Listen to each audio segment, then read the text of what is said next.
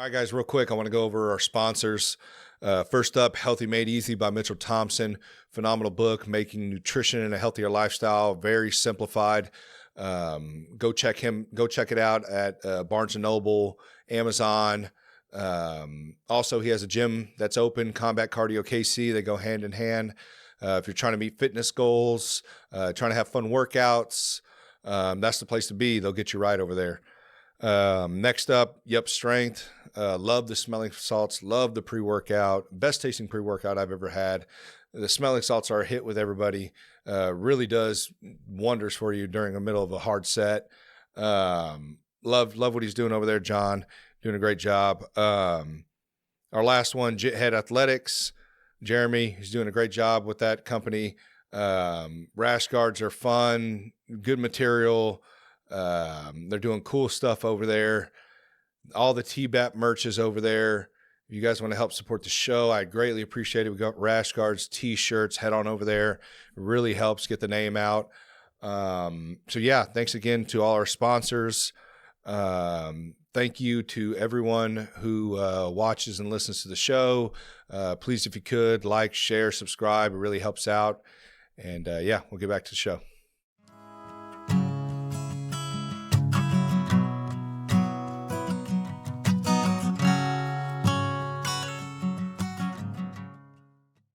Where is your guys' gym at? Man, do you know where 23rd and 291 is? Maybe not. Yeah. So right there, 23rd is such a long street. Yeah, there's a Tractor Supply. We're in the same strip as Tractor Supply, so close to Blue River Community College down there. So. Oh, okay, cool. Yeah, hell yeah, dude. You guys have always been down there, right? Or did you guys start? No, so when I started training jiu-jitsu, when I first started training, we were renting out space at like a Kung Fu gym on Nolan Road. A Kung Fu gym? Yeah, because there was 0 black belts in Kansas City when I started training jiu-jitsu. Right. So like. What year was this? 2006, I believe. Shit, back in the day. Yeah, 2006. I was a junior in high school when I started training. So yeah, it was back then. So we were renting out space in like a Kung Fu gym, and a lot of the Kung Fu guys jumped on like our sister gym downtown, Body Fit. Mm-hmm. That he was a Kung Fu student there, and then started training jiu-jitsu with us. The really? black belt, David Vava. Well, yeah, I met him once. Yeah, I trained at their gym one time. Yeah, so he was a Kung Fu and Jeet Kune Do guy back then, and then when we started training jiu-jitsu, they started training, and now that's our sister team. We've been training together forever. So right, yeah, that's a really neat gym downtown. Yeah, so we were on Nolan Road, then down to Body Fit when he opened up, and then now we're out at Parada on 291 and 23rd Street. So just a progression of it. I know Devin, who owns our gym, he wanted to stay local to Independence because it's a community he grew up in, and just wished that there was something like that for him when he was growing up. So it's like, I'm gonna stay local. Yeah, because how many gyms are over in Independence, really? Man, probably some small ones. I think that there was like Warriors Academy Independence. They just changed to their own name. Yeah. And then like maybe Dancing Bears one, but other than that, I don't really know of too many in Independence. So right. It's kind of untapped. Yeah, I need to check them out. I haven't been to their gym yet. My buddy Eli, he goes there. I'm sure you know Eli. Oh, yeah, that's my boy. Yeah. And he used to train, or used to come to open mat at Helion quite a bit with you guys' coach. I think he's been there a couple times too. Yeah. So, but yeah, he always tells me to go by and check it out. I need to get by there. Your open mats are like what, Saturdays? Saturday, I teach kids class at 10, and then 11 a.m. 11 a.m. Yeah. Hell yeah, dude. So, Mark, I appreciate you coming on, man. I have to know, why the hell do they call you Chop? Oh, we got to start with that. Man, it's crazy. So we grew up in the hood, like super poor. So the only thing we had to do, like, there was this corner lot where we grew up, and we would have like WWE wrestling matches and just be like, just beating each other up in this corner like lot. That backyard type shit? Oh, yeah. And jumping on barbed wire. 100%. So they started calling me Pork Chop at like, because I've always been overweight. Like, when I was 2, I started throwing up everything I ate. They couldn't figure out what was wrong with me for like 2 years. And then when I was 4, I like passed out in the front yard from malnourishment. Took me in. I had like part of my stomach was inside of my chest, so they had to like go in and rearrange it. Holy shit. Well, after I had surgery, I kept eating the food I was eating before when I was throwing up every time. So I just was putting on a massive amount of weight. So I was always overweight. So they just started calling me Pork Chop at a young age. And then when I got older, I guess they thought Chop was like more mature. You grew into chop. Yeah, dropped off the pork, I guess. Yeah, that's funny. Yeah. We call my brother Pork Chop sometimes. He's a truck driver. Yeah. And he's kind of bigger guy too. Oh, yeah. And so we're always like, what's your trucker name? And we're like, we're going to call you Pork Chop. Yeah. He was like, I kind of like that. Yeah, that's my nickname since I was like 5 years old. So it's crazy. Yeah, that's cool. Well, shit, man. So I kind of wanted to give you a little backstory. So I've seen you around. I hadn't got to meet you yet. I'm glad I finally did. Yep. But Luke Josephine. Oh yeah, that's my boy too. He recommended. Really? So he helps me out a lot with the MMA stuff. Right. He's been around just like you have for a long time. Yeah. And I kind of run past names that I'll see on Instagram or people I meet, and I'm like, "Hey, man, like, what do you think? Like, he looks interesting, or she looks interesting," and he'll just like, "Yeah, like have them on." And pretty much everybody who I say, he's like, "Yeah, check them out." Like, they're really cool people. They got interesting stories. So he messaged me about you, and I was like, "Well, fuck, I'll reach out to him." Yeah. Luke's my boy. I love Luke. Yeah, he's such a good guy, man. I love Luke. But yeah, man, I just kind of wanted to get like a good backstory from you. Like we can kind of start where you're at, how you kind of progressed into, the stuff you're doing now. I think you said on Instagram you've been training for 30 something years. No, like man, I think it's between like, wrestling, I think it's like 28 years. Yeah, so close. Roughly, yeah, so almost 30. God, that's crazy. Yeah, that is. When'd you start wrestling? I started wrestling when I was 4. So a few months after I had surgery and fixed my stomach, I wrestled my first season. Damn. And then back then, I think, pretty sure they had to lie on about my birth date for me to wrestle at 4. I don't think they were just like letting kids, because I'm pretty sure I did 3 years at 6U wrestling. So, really? 4, 5, and 6. But yeah, I started wrestling when I was 4. And then unfortunately, I quit when I was 12 because we didn't have wrestling in Kansas City School District. Really? So I was in Kansas City, and if you what school did you go to? I went to I went to a lot of schools because we moved around a lot due to poverty. But I went to in high school I went to Van Horn when it was still a Kansas City school, and I went there until the end of my junior year. I moved out to Fort Osage High School and graduated from there. So, got you. Okay, so you stopped going around 12, and then when did you pick back up? I started training again. I was 18. It was my junior year. I was a year behind because I got kicked out of school in 8th grade. So I went to 8th grade twice. Oh, shit. So I was a year behind. So I was 18 my junior year. That's when I started training again. I was, back then UFC was big and the Ultimate Fighter had just started coming out. And I was flipping. I went to Barnes & Noble to get a book on martial arts because I was going to teach myself how to be a cage fighter, right? Yeah. I was going to learn in the garage or something.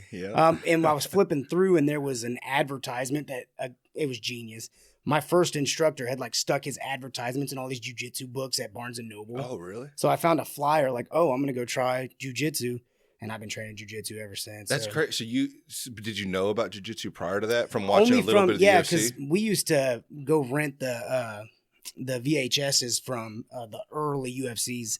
So like I think 93 is when the UFC came out. Mm-hmm. So we'd rent the VHSs and then my dad and my uncle my uncle boxed at Whatsoever Gym in Northeast growing up. Oh, okay. And my dad was always into martial arts.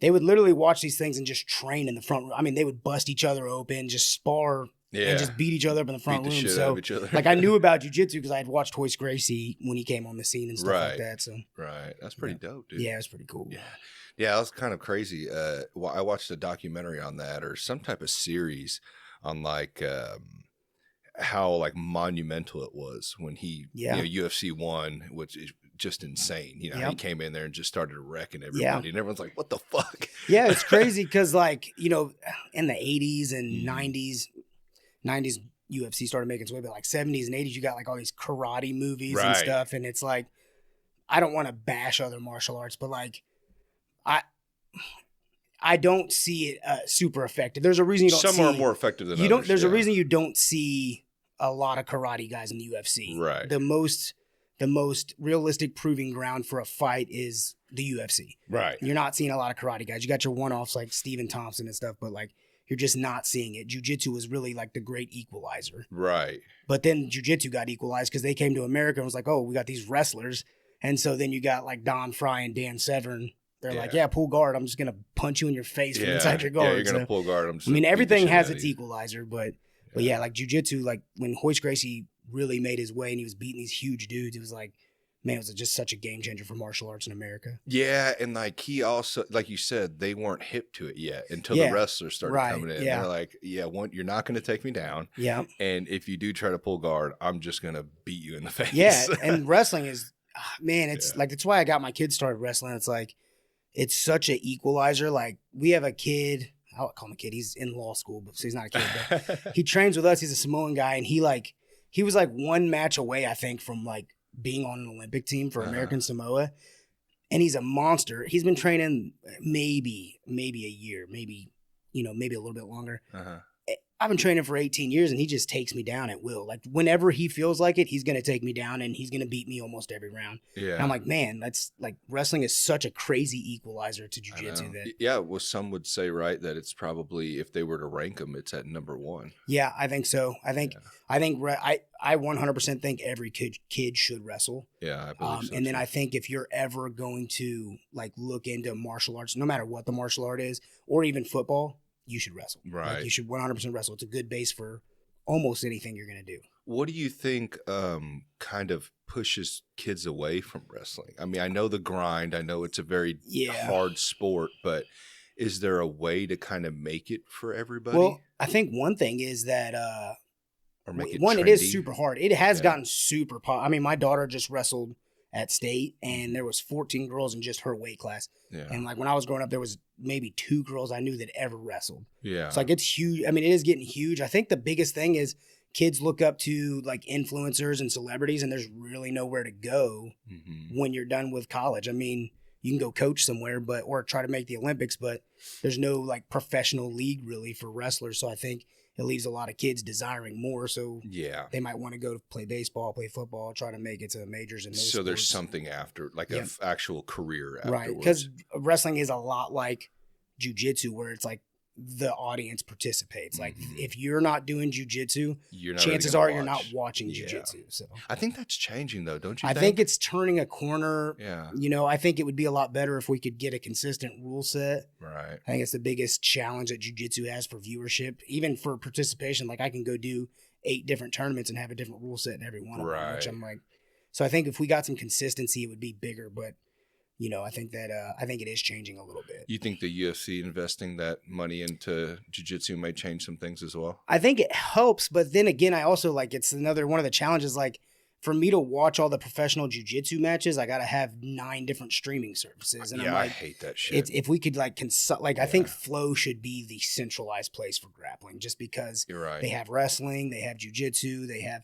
I mean, even the UFC itself has stuff on Fight Pass, but they don't even put their fights on Fight Pass. They put them on ESPN or whatever network they have a deal with. I know, because to get the fights, you have to have an ESPN Plus account, and then you can go and buy the UFC fight. I've actually haven't watched a UFC fight in years, and I loved the just UFC. Catch the highlights on Instagram. Yeah, because I'm like, the barrier to entry for me to watch your product is just too high. So I'm like. So I just. Do you think it'll ever go like a mainstream, kind of like NFL? The jiu-jitsu? Yeah. Man, I don't know. It depends on where the sport goes. If we get more wrestling heavy, I think it has the potential to. I think that the last few big events I've watched, both people sit down and wins, and it's 0-0 ref's decision at the end of it. Yeah. And I don't think you're going to get long-term viewership with people sitting to their butt and having no action. Well, isn't that the point of like ADCC? Aren't they more the entertainment side of things? That's why you get penalized if you pull guard. 100%. I think, and I'm with that. And I don't think there's a problem with. I think that, so like, we have a girl on our team, Brooke. I'm sure you know of Brooke. She's a black belt at our gym. She just won PANS last weekend. I think I've seen some Instagram. She's won Nogi Worlds twice at black belt. Like, she's a monster.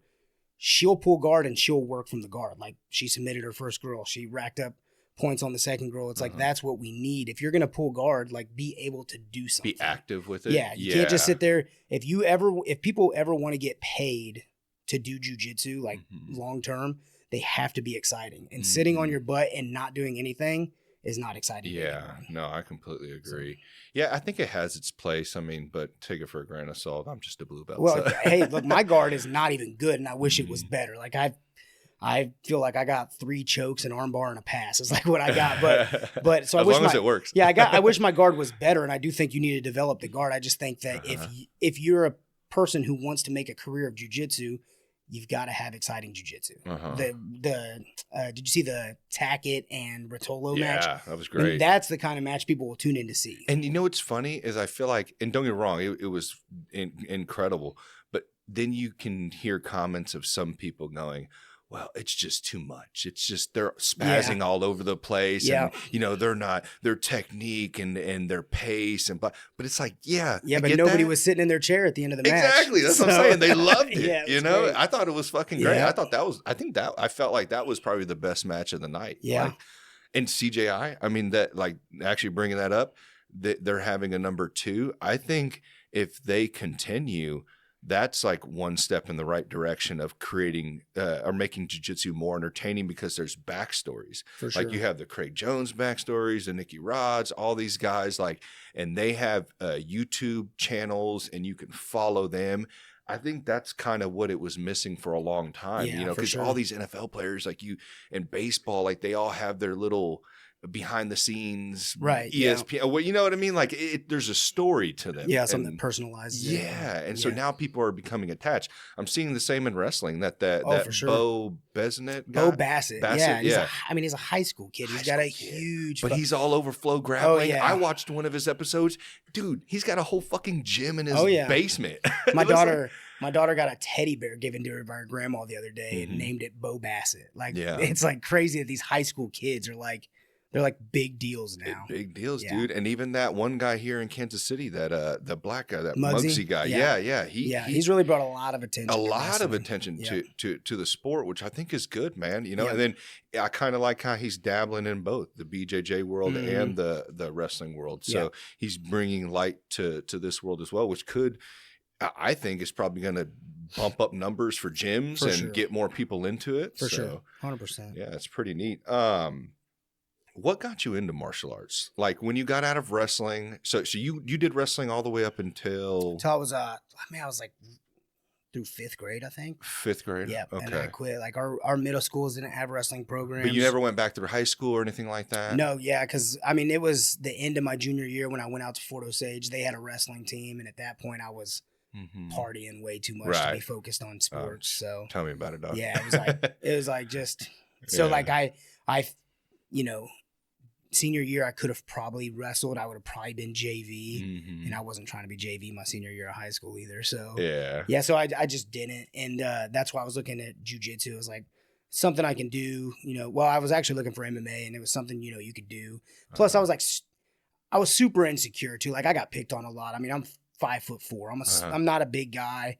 Always been overweight. So I was kind of insecure, wanted, an outlet to try to learn, how to be more confident anyway. So I think that was really what I was searching for when I got into martial arts. And that helped you out a lot. For sure. Yeah. I was actually had this conversation with my wife the other day. We were at one of these fall festivals in town. Well, and people getting rowdy and stuff. And my wife, she does jujitsu and she's a freaking monster too. Yeah. And I was just isn't it good to walk around these places and just be confident?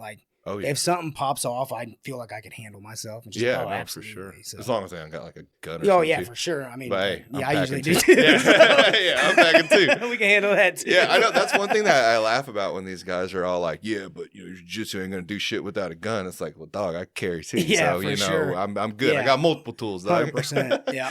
But, I understand that feeling because I've only been training. I started in 2019 at 10 Planet, went there for about half a year, fell off for 4, got back into it when Helion opened up in 2023, showed up first class, haven't left. So it's been about a little over 2 years now. And I've been trying to get this in my friends and people I know, the endless amount of benefits, bro. I'm not saying it cures everything. It doesn't. Right. You're still going to deal with shit. But dude, your body, your mindset, your confidence level, it all just the confidence being the big one. And it's not we walk around being bullies and I'll fuck you up, dude. None of that shit. But you have that confidence to where you've been training for this amount of time. You're oh, I'm not too bad. I've been in this scenario before. Right. I've had my hands on another human being multiple times a week. This is becoming comfortable now. And it's just crazy to me that people, when I explain that to them, they just like it just one ear out the other. They just and I'm trying to tell people like even if you don't like just go for a 2 days a week, one day, even one day would be good. You know, I'm not saying you're going to get very far, but one day is even better than none. And you will see how all the benefits trickle over into your personal life, your professional life, your everything, man. Like even me, like at work, I feel more confident. In my home, I feel more confident. And around friends and in public, I feel more confident, you know?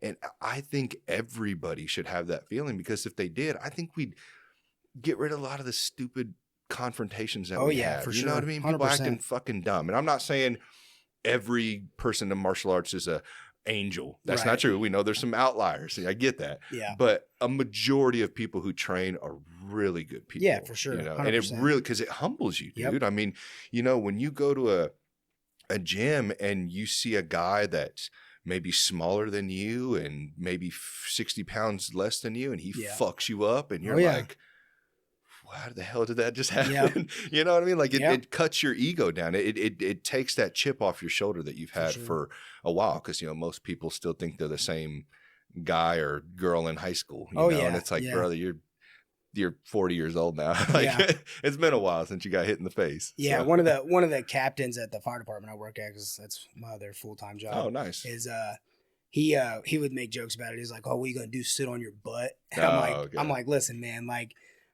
my style is I throw people into the ground as hard as I can and then try to strangle them. I can attest. I've seen a lot of videos. He ended up showing up, and he trains with us now. He told me, he said, "Man," he goes, "before I trained jiu-jitsu, I thought if I got into a street fight, I would be able to handle myself." Right. He said 5 minutes into my first class, I realized that was not the case. Yeah. And it's like, yeah, man, like so many people think they can fight, and it's like, you have no clue. Like, or they think it's, well, that's just grappling. I'll fucking punch you in the face. You don't think these guys that are training can't dodge a punch? Yeah. You don't think some of them cross-train? You don't. 100%. I mean, throwing hands is very exhausting as well, but try grappling with the dude for 5 minutes. It's exhausting. And most fights end up on the ground. For sure. Why? People throw crazy fucking haymakers. They have no balance. They fall over. Somebody tries to tackle another person. You know, you will end up probably majority of the time on the ground. And then when you get on the ground, that's when it gets scary. Yeah. The number one thing I think is like, it's chaos, right? A fight is chaos. Oh yeah. And if you learn to be calm in the midst of that chaos, like I do this multiple times a week. Yeah. Where like somebody is literally trying to choke me or break my limbs. Yeah. So like if you're trying to fight me and you're unskilled, like I'm going to be super calm. Oh yeah. Like it's not even a big deal. Like at the work the other day, this guy had almost like ran into me, like he cut the corner too quick. And I forget sometimes, I'm just used to touching people, I guess. You know what I mean? We fucking touching people all the time. Right. And so I just kind of put my hands like that and just stopped him a bit, because he was looking the other way, about ran into me. And I was like, "Oh, you're good, man. Like, you know, it's all good." But he like shook. Yeah. And I get it, because like, you know, I popped up on him out of the corner, but like, and I'm not saying I probably maybe would have too around the corner, but I've just noticed how like when you touch people, they are not comfortable with that, because they don't do that very much. 100%. And when you're doing it, like we said, multiple times a week, you learn to become comfortable with it. And it may sound weird from the outside perspective, but once you're immersed into the culture of grappling, I think everybody can attest to that. You know, that feeling of comfortableness. Oh yeah, 100%. Yeah. But yeah, so you ended up getting into a gym and you started training. You're brown belt now? Yeah, I'm brown belt now. Okay. Yep. So how was that journey? It's been crazy. You know, like I tell people I took the long road. Like, you know, some people it takes them 20 years to get a bachelor's degree. So that's where I'm at with it. Well, you started at, when did you start actually BJJ? You said 2006. 2006. Yeah, 2006. So that was back in the day. And from what Luke told me back in the day, it was a lot different. Yeah, my first instructor was a blue belt. Yeah. And I really don't think there was any black belts in Kansas City. Like if I can try to remember, there might have been one guy, but I don't think he was teaching classes. Right. I don't think there was any jiu-jitsu black belts for a while. And then 2007, I was like, I'm going to take an MMA fight. So I took an MMA fight. I took 3 MMA fights in 2007. That was a terrible idea. I'm not good at MMA. I went 1-2. had my first fight the night before my senior prom. And like, I was dating my wife at the time. We were in high school together, and her concern was like, hey, don't get beat up for the pictures. And I'm like, I'm going in here to fight another man. Right. So you're probably going to walk away with a couple of scratches. Yeah. So like, but if you wanted to compete in jiu-jitsu, that's what you had to do was fight MMA. There wasn't a tournament in Kansas City ever, like for years. Oh shit. Yeah. There was nothing. You might get a Naga in St. Louis or something, but there was nothing in Kansas City. Really? So it was just dead. Yeah, so we were just fighting. Who was like one of the first guys to like start really teaching here? Is there? It's got to be when they had adrenaline. And I don't know much about because back in those days, in the early days, we were kind of outcasts. Like we weren't part of any of the, like when Hanato started bringing guys around, like that wasn't us. We were under Dustin Dennis at the time, and that's who our instructor was. And we were kind of the outsiders there. Yeah, but it had to be adrenaline. And I think the guys that were teaching there at the time were purple belts too. So I'm not sure, but I'm pretty sure that's how the history goes there. So that was like the first like big jiu-jitsu club here in town. And what made you guys kind of outcast though? Just different crowds back then? Yeah, it's just where we ended up. I think we went down to, there used to be an American Top Team gym in Columbia, Missouri. Oh, really? We went to the grand opening there, and they had a bunch of black belts from down in Florida, and like Tyron Woodley was there. I got to train with Tyron Woodley that day, some other guys. And that's where our instructors, Devin and Vava, met Kline. And then they built a relationship there, and he kind of started being our instructor we were under him for the longest time until we switched to tag team. So it was, but it was just different. We were just part of a different association. Everyone else in town seemed like they were Hanato Tavares.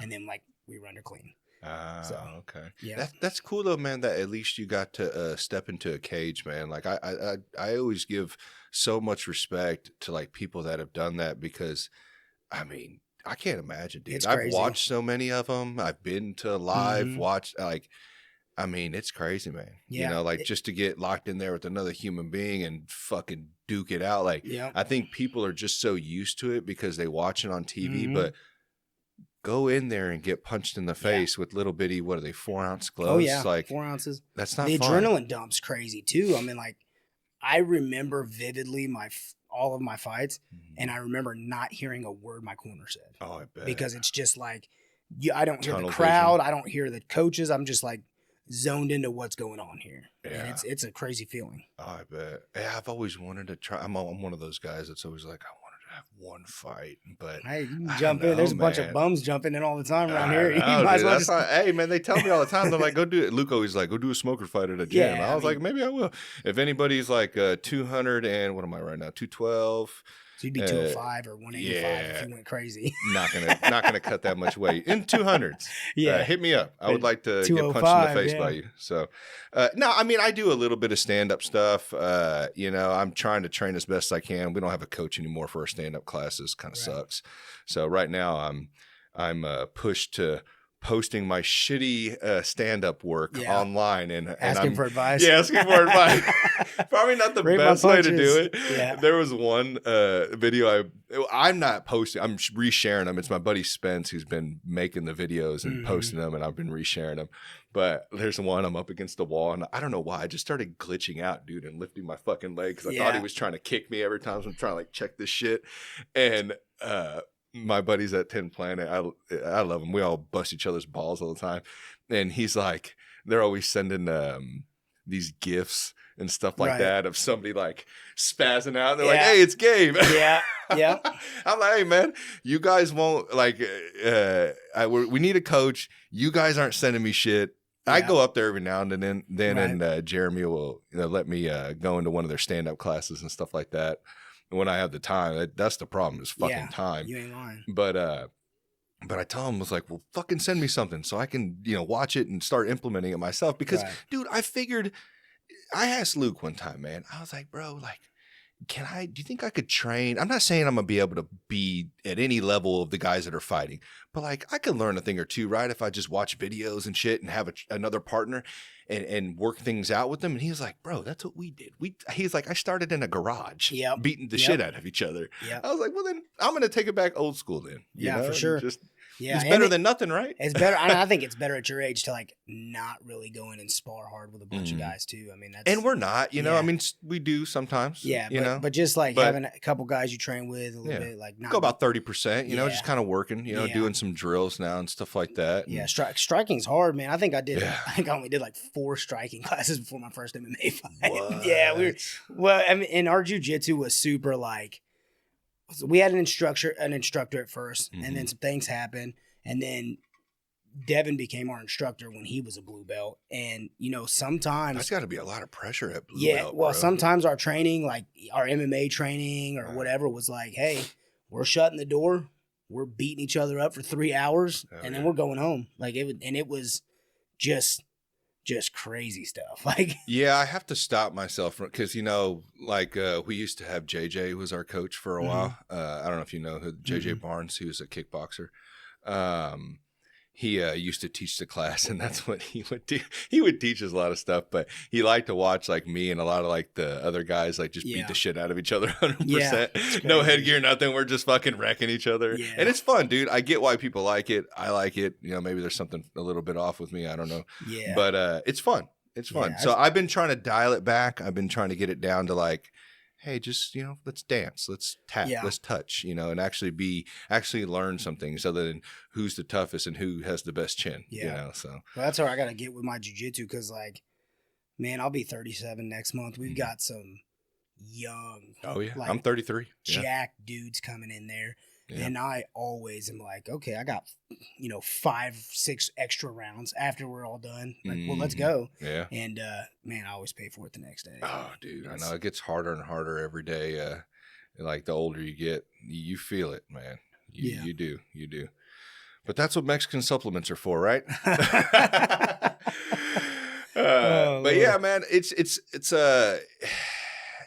been very life-changing for me, you know, the whole the jiu-jitsu, everything, man. I mean, it's been great, man. It's been cool to meet so many cool people, man, like you and other people get to hear your stories and stuff. And it's so weird, the little underground world there is. Oh yeah, it's crazy. What I mean? And now I go gym to gym and like, cause I like visiting other people's gyms and, you know, going to their open mats. Like I haven't been to Alive in a while, but I was going down there like every 3 weeks or something like that. And dude, it's a fucking, I heard it's a banger down there. Yeah. We're always in church on Sundays. So like the Sunday open mats never work for us.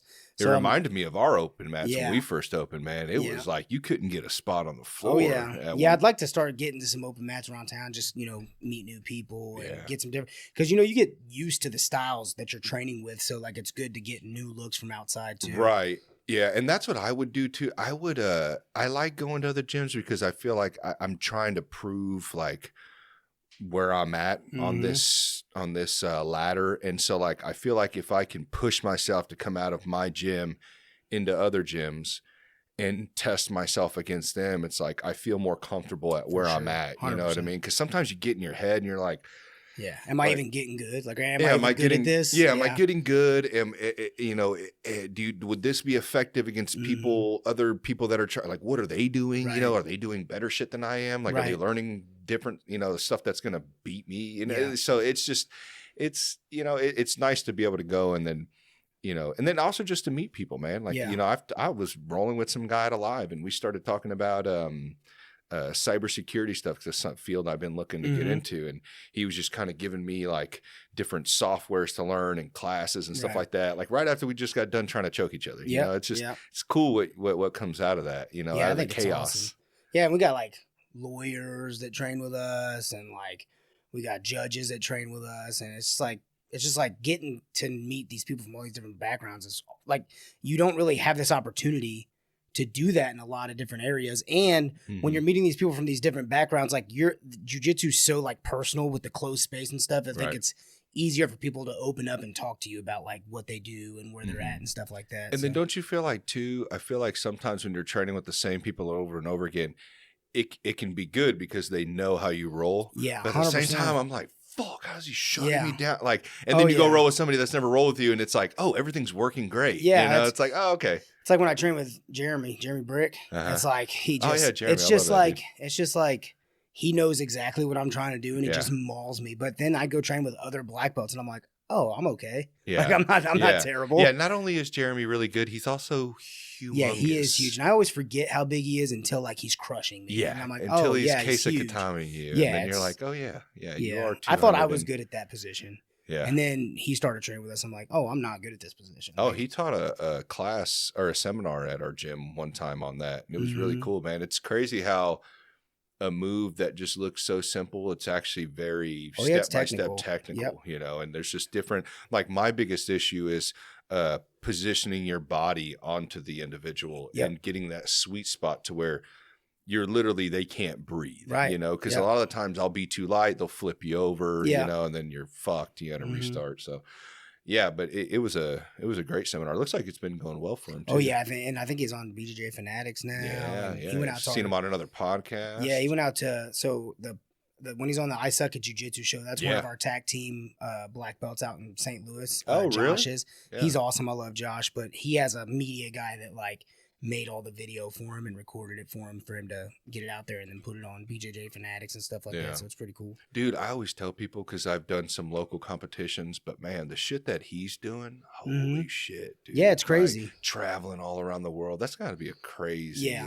it's insane. Crazy life. Like I was watching Demetrius Johnson. He was competing at some big, I don't know if it was Worlds or something, but it was just released on his YouTube channel. Yeah. And it's just cool to see, like, you could just go into one of these competitions and if you're good enough, because that shit, I think what Jeremy does too, it's like you have to travel and rank up all these points to be. Yeah, I think at black, and I'm not sure at Masters, but I know like I'm pretty sure at black belt you have to get points to like qualify for Worlds, but I'm not 100% sure on that, but I'm pretty sure at adult black belt that's how it is. And, it's crazy because like Demetrius Johnson's like he's one of my favorites of all time. You know, watching him, big celebrity, and like a guy that freaking smoked me at the Chicago Open beat him out at freaking Master World, I think it was. And I'm like, oh, okay, cool. Like, was this recently? This was when Demetrius was a brown belt last year or the year before. Oh, because he just lost a match at black belt. Yeah, he just lost at by Pans. 2 points. Yeah. So that's the video I watched. It was on his channel. It was it was an all right match. I don't know, man. Sometimes, you know, in the gi too, it just can be, I don't know, different, I guess. Yeah, I'm a big fan. I'm a big fan of submission only, like no time limit, submission only. I like that. And that's not good for viewership, like we were talking about earlier. Like nobody's trying to watch a no time limit 3-hour match, but like I don't like the point system. I don't like sport jujitsu. Really, I like go for the kill. Like, that's what I like too, man. So, you know, I think even Hogan said that one time on Lex Friedman podcast. He's like, I don't feel like it's a win unless, or no, not Hogan, Hodger. Hodger said that on Lex Friedman. He said, I never feel like it's a win unless it's by submission. Yeah, I mean, it's cool. I mean, winning by points is cool if you're like trying, but like there's people that literally try to win by advantages. Yeah. And it's like they get one advantage and then they stall. I guess it's good for the sport of jiu-jitsu, but to me, like I started jiu-jitsu as a martial art. Right. And like if we don't want it to become karate or these other martial arts that got watered down, then we need to like, there needs to be a violent aspect of the martial art. Do you think it's getting watered down currently? Because I've heard debating. I think there's aspects of it that can, and I think it depends on your gym. Like you come to our gym, you're never going to get watered down jiu-jitsu at our gym. It's just, I mean, you come to one of our competition nights on a Thursday night, they're like legendary. Like it's intense. Like our gym, never going to be watered down. You go to like Fight Sports in Miami, I'm sure they're at Cyborg's gym. I'm sure there's not watered down soft jiu-jitsu there. Mm-hmm. Some of these gyms that there's going to be some watered down, and you're going to get that with anything that's popular. But well, that one guy was on Rogan a couple years back. Starts with an F, Frazier, Fraber, or some shit. I can't. He's a jiu-jitsu guy.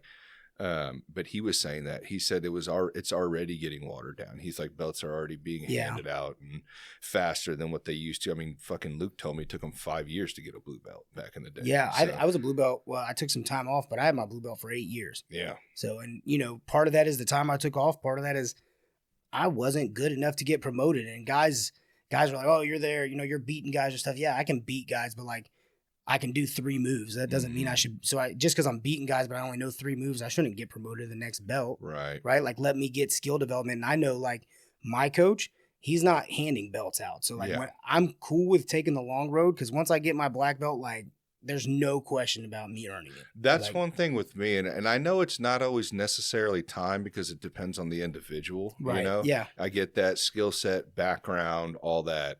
But I think that it's that balance of making it difficult to where you earn it, but not so difficult to where people just give up, yeah. you know? And I think we're in that time period where it's like back in the day, it sounds like you guys were more of, we want to weed out the weak. Mm-hmm. We want the strong, which I'm all about. That's fucking dope as shit. But is that good for jiu-jitsu in itself for everybody? You know, well, is there a balance between that you can find that Goldilocks zone to where it's not too soft, but it's also not like to where only killers can fucking do it. Yeah. You know, I know Big Dan, who trains down with Gordon Ryan. He made a video about it. He was like, the way belts should work in jiu-jitsu is your instructor should know you enough to know, like, this is your potential of being a blue belt. Right. Like, if my potential at blue belt is different than somebody else's, that's okay. It doesn't have to be equal. But if this guy, let's say this guy who's a phenomenal athlete, catches on to jiu-jitsu really good, like, his standard for blue belt might be higher than somebody like just a hobbyist. You know, it's what is your potential? There's people that their potential is not going to be ever super high compared to other black belts, but that doesn't mean they should never be a black belt as long as they're putting in the work and gaining the knowledge and, you know, being the respect. I think you need to be a respectful person. I think you should be a black belt in life if you're a black belt, because I don't think you should be a piece of trash and people keep on teaching you a martial art. Right. Do you think to be a black belt, was a discussion with me and somebody else, do you think to earn your black belt, you should have to at least take one fight? An actual MMA fight? I don't think so. Not for jiu-jitsu. That's a crazy logic, I think.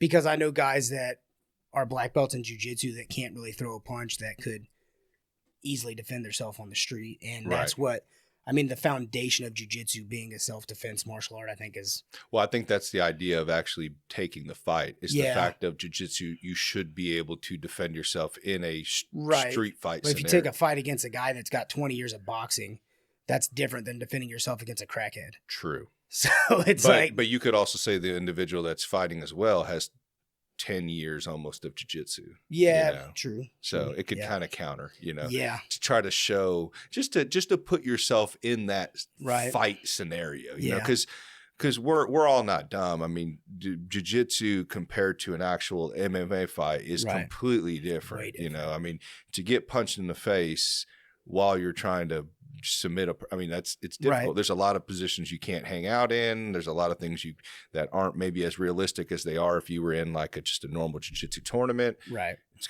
things are gonna change. So I think to, like you said, being the self-defense part, I think that'd be good. Even if you were to take a fight and it's against another individual with the same, you know, like maybe it's just a little bit of stand-up, not a 20-year boxer, maybe. Or if you can throw on some headgear or something, like not go too crazy. I mean, even in the gym, like have a smoker fight in the gym with you and another individual. You know what I mean? More than likely, probably for another gym, unless you're cool with hitting your teammate. Yeah, it would be good because there's a story about this old school guy that used to fight. We all fought at Whiskey Tango in Grain Valley. I think it's called Mo Country now. I was actually getting ready to bring up Whiskey Tango. So that's where we fought back in the day. And there was this guy, and he's a friend of mine, and he had gotten into a fight in the bar, and he was winning a bunch of MMA fights at the time.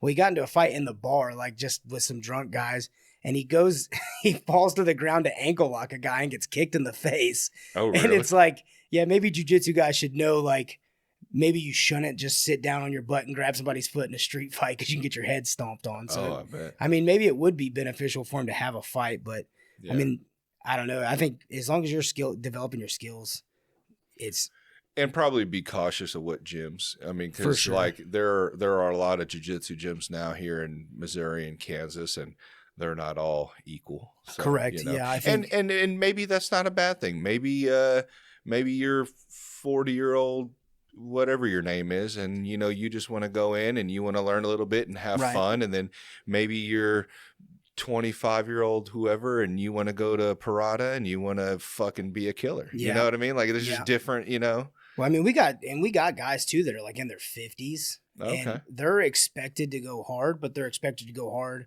to their level. Yeah, but I mean, we got a guy Ted on our team who I think he just took third at Pans. I want to say he took third at Pans, but he'll give me a hard fight. And he's 54 years old, I believe. You know, and he will fight me hard.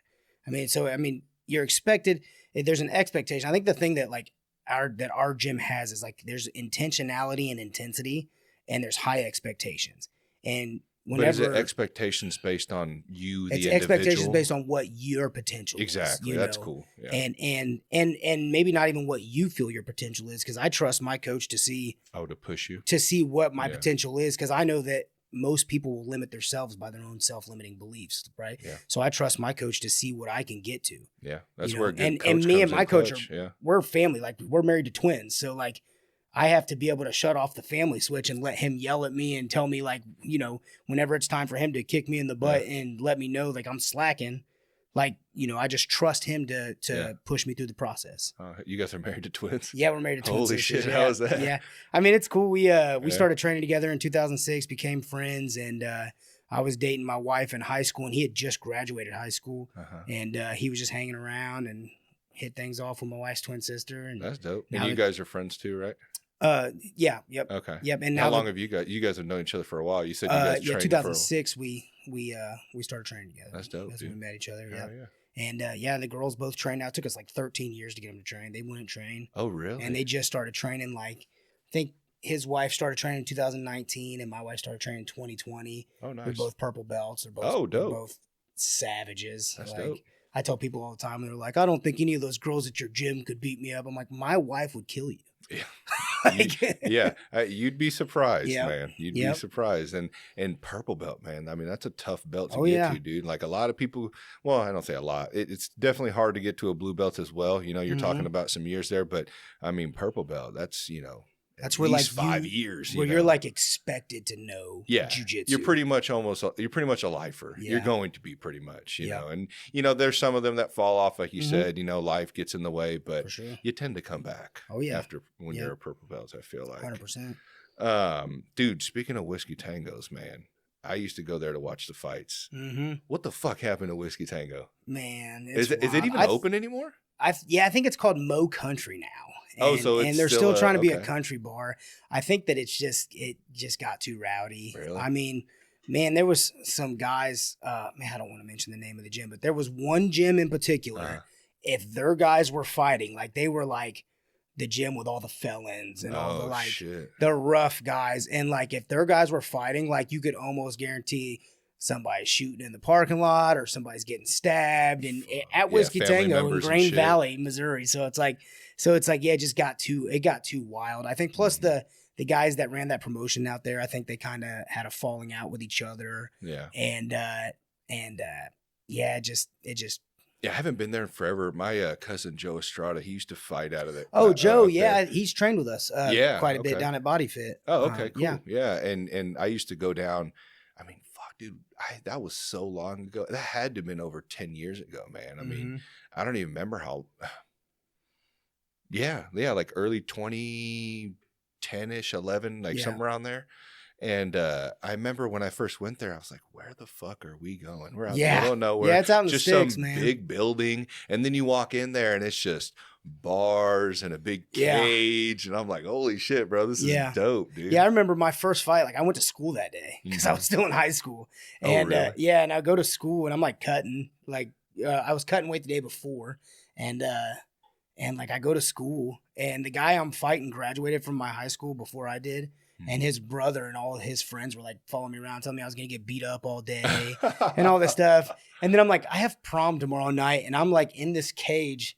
Like I got drunk people watching me fight while I'm like, get there. Somebody threw ice chips at me through the cage at one point. And I'm just like, this is wild. I'm literally going to prom tomorrow night. And I'm like fighting in a cage right now. It was insane, but. And Did you win or lose that fight? I won that one. Unanimous decision on that one. Nice. Yeah. That had to have been a good feeling. Oh, it was great. It was awesome. How was that? Like when you walked in there, I guess you said you had like tunnel vision. It's crazy. Like, you know, I mean, the nerves were insane. I'm walking down there and I'm just like, God, this is freaking crazy. Right. And they shut the cage door and then like the bell rings and it's like you're just like dialed in. Like I couldn't focus on anything but him. And man, I wish I still had video of it. It was so sloppy. The technique was my technique was terrible. It was sloppy. I think I like threw him with a head and arm throw like 4 or 5 times in the fight.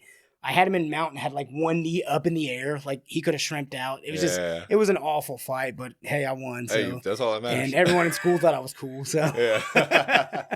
Dude, it was crazy how some of those fighters, they'd win and just walk off and go grab a beer and just smash a beer afterwards. Oh yeah, it's wild. Well, them local fights were crazy back in the day. Yeah, it's so much different than like when you go and see a synergy fight, like how professional like those synergy fights are, and fuck, there was a couple of other ones that I've went and seen too. I can't remember the names, but usually I go and I watch my buddy James Regina. He's from 10th Planet. I go watch his fights a lot, but yeah, it's weird now. Like I just went to the Ameristar one that he had a fight at. I can't remember. Is that Shamrock? Shamrock. Yeah, that's what it was. I went and watched that one, and I'm just like sitting there walking around, you know, and I've been to like quite a bit of them over the last decade, and like, you know, and I'm looking and I'm just like, man, this is so fucking professional compared to when Whiskey Tango was around. It was dope. Like it was cool. It had a vibe, but it's just the level that it's at now is just And they like even so back then different. they like smoked in there. Yeah. And so you're fighting like you're trying to have this athletic competition. It's just like a smoke screen in front of you. Like, what the heck is going on? Yeah, it was wild. It was like the Wild West days. Yeah, I'm glad I was a part of it, really, because it's like character development. Oh, it is. Actually, I got some questions from Luke, if you don't mind answering some of them. Now that we're all on this topic, especially with your first fight. Why did you fight in a rash guard? He wants to know. Because I'm overweight. Hey, I'm the messenger here. Yeah, 100%. Yeah. He had that, and then he wants to know about the dojo storms. Oh gosh, man. So hey, if any of these questions you don't want to answer, remember, Luke is, if anybody wants to know Luke in a nutshell, the weirdest guy I've ever met in my life. So he's going to ask some weird questions. So there would be times where we would go to other gyms. This is terrible. And we're not like this anymore, but the intention was to beat everybody in the room, instructors included. Yeah, because he said you're such a nice guy. Why were you doing dojo storms? I think it was more along the lines of like I said, like nobody wants this art to become watered down, right? Mm-hmm. So when you hear about guys, there was a story about a guy who had promoted himself to purple belt, and we showed up and wrecked the entire room. Really? And it wasn't a thing of like we're trying to be malicious. It's a thing of like, hey, there needs to be standards. Like the standards need to be here. So how would you guys find out about that? Just through the grapevine? Like so-and-so's getting a purple belt. Let's go fuck them up. Yeah, it would just be like, hey, did you hear about this? All right, we're going. And it's like when you can show, like, if you have a martial arts gym and like people show up to train, just to train, you're not going to be like, if you're like, no, you can't train here. Like that's, I mean, like that just shows like the standard that you have. Like you don't have confidence in your own martial art, right? I mean, even if somebody can beat me up, I will literally train with anyone. Right. I'll do a match. Like if somebody called me up and said, hey, you got a match with Gordon Ryan tomorrow night. Like, okay, sign me up. You know, I literally like, I'm not going to win. Well, I mean, anything can happen, but like, I don't think I would win, but like have confidence in your martial arts. So people would usually just be like, oh yeah, you guys can train. And we would never go in there and be like, hey, we're beating freaking everybody up in here. Like we would be respectful, but we would win every round. How does that, but what do you guys just do? Just walk in there and just go, hey. Well, back in the day, there wasn't a lot of places to train. So it really wasn't abnormal for guys to just pull up on your gym and train. I mean, one day we were just training one day and our gym was like not super well known back in the day. And we like the guy who owned Titan Fighting Championships back in the day, which was like the big professional league that was around here back then. Mm-hmm. Him and like 4 professional fighters just walked in the gym, like this little gym in Independence back tucked off the road behind a skating rink. And these guys just walked in. But they knew why you were there though, right? Yeah. They knew we were there, but it just wasn't abnormal for guys to just roll out to another gym and just show up and train. Right. Cause there just wasn't a lot of training going on. So like a lot of guys were grateful for higher level guys to come through. And that's what a lot of those dojo storm stories that kind of showed up, like those actually ended up, a lot of those being really good relationships where guys were grateful to have us come in and get to train with guys who would go hard and push the pace and stuff. And we made a lot of friends that way, but it was just a thing of, I know one where like Devin is actually really good friends with the guy now, but a guy that we're friends with now, Devin's from Joplin. So he lived in Joplin as a kid. And this guy got promoted to blue belt in Joplin and posted, I'm the first blue belt from Joplin, Missouri. And Devin's like, going to Joplin, and went down there and just mopped everybody. But they're all good friends now. So it's like, it all works out in the end. Is it just to show them like, hey, you're like, just like a check and balance? Yeah. It's like, hey, like, yeah. Or is it like, hey, give me your fucking belt? No, it wasn't never like that, man. It was never. And like I said, we weren't usually malicious to people. The only time we would be malicious is if somebody was being like, if they were giving that energy back. Right. Like we were training at a gym in town, one day, and we were at an open mat, and we went there all the time. We were friends with everyone, and there was just one guy there that like not a lot of people liked. And I was training with him, and he was beating me, and he was on top of me, and he like drops like 4 elbows on my head, just boop, boop, boop, just elbowing me in the head. And I didn't like that, but I wasn't winning, so I was just taking it, whatever. And then he puts me in a Kimura, and I'm tapping for a long time. And he's just ripping my arm while I'm tapping and not letting go. And I stood up, and I threw my gi top off, and I shoved him, and Devin stands up, and he's yelling at him. And that's the times it would get malicious. Like if you're trying to hurt somebody. Yeah, you're trying to hurt somebody. You're trying to be like, you're trying to just show like your dominance. Like when we did it, if you tapped, I'm letting go. I'm not going to try to humiliate you. But like, at the end of the day, like, or at least not hurt you. Right. At the end of the day, like he was beating me in jiu-jitsu, but he was doing a lot of dirty stuff. And I came up rough. Right. So like, I wasn't like I wasn't just letting that fly. Oh, for sure. That's cool. Yeah, Luke told me that they used to. I don't know if he did them too. He probably did too. But the Dojo Storm stuff, and I was just like, some of the stories he tells me about you guys back in the day, I'm like, God. Well, we also didn't get a lot of respect back because we were like the outsiders. Was he with you guys too, Luke? No.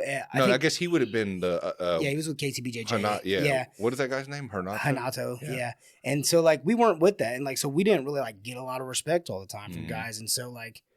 So we like showed up, and I mean, just it's the foundation of how jiu-jitsu started. Right. The Gracies went around to all these martial arts gyms and just showed them like this is what works. And dude, I think that's fucking dope, dude. Yeah. Like back, I don't know.